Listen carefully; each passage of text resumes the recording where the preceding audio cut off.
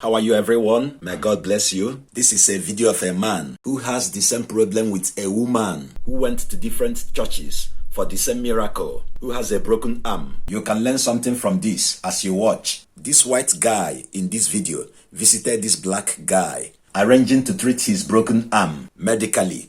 In Luke chapter 10, verse 25 to 37, when the Good Samaritan saw the man on the ground, he didn't take the man to the church, but he took the man where he would be cured medically. Yes, prayer is good, but medical science has to work its own as well. So sometimes, instead of us to help people medically, we will take them just to be praying without giving them physical help. Please, we are not here to judge anybody, but to enlighten people in case if this kind of thing happens again in the future. A guy came wandering by whose arm was fractured 2 years ago, a complete fracture right about there. Apparently it was never set, he never had surgery. It hurt a lot for the first year, and then it didn't hurt for the last year. You're just gonna have to see this. That's the bone right there, tenting under the skin. And you're able still, you have movement. What's your grip strength like? Squeeze my fingers as hard as you can. Like the pumps, you can see like the bicep is kind of saying it's shorter and it's bigger. His muscles, yeah, holding the arm together. Jusqu'à ou parler avec un docteur for surgery. All right. Just, you know, avec caution. Attendez tout le temps. Can you remember how many churches you have gone to heal this hand? I've been to many churches. I've already tell you. Okay. Yes. I go to many churches. Okay. But they will heal me.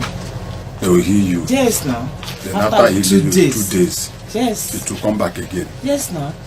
What is your name again? My name is Bosola. Okay. Now, when did you get the accident that caused I get the accident around 2 years now.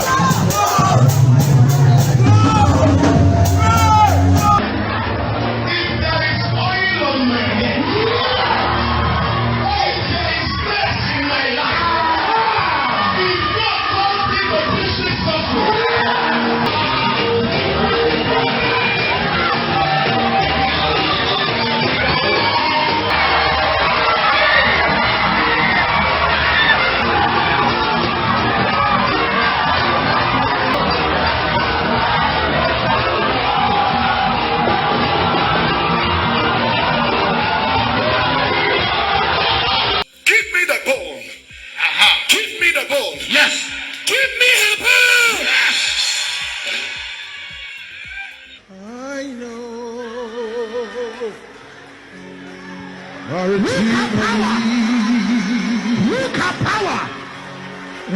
No for me.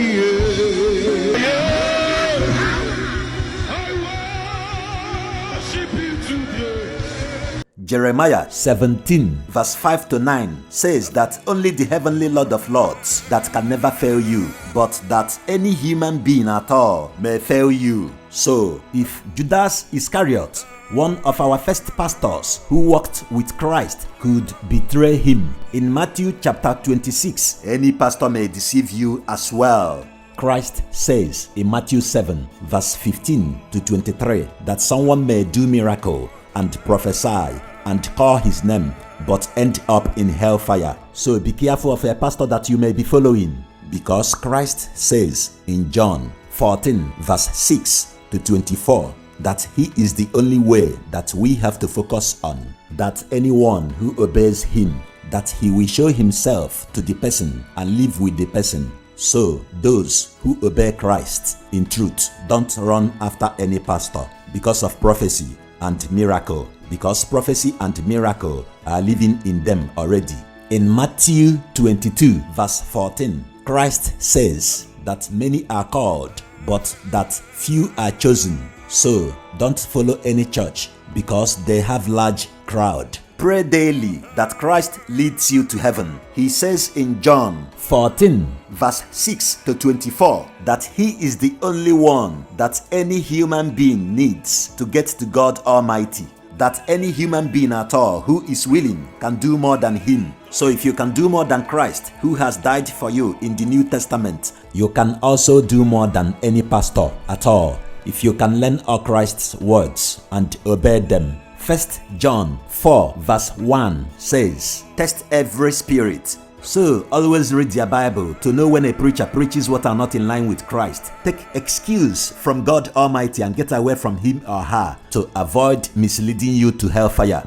Those are why Christ says in Matthew 23 verse 15, if you read it with New Living Translation Bible version, that many teachers of religious law lead many people to hellfire. Revelation 1 verse 5 to 6 says that through the death of Christ that we all are priests, including you. So if you don't see a good church, start one from your house. Welcome everybody.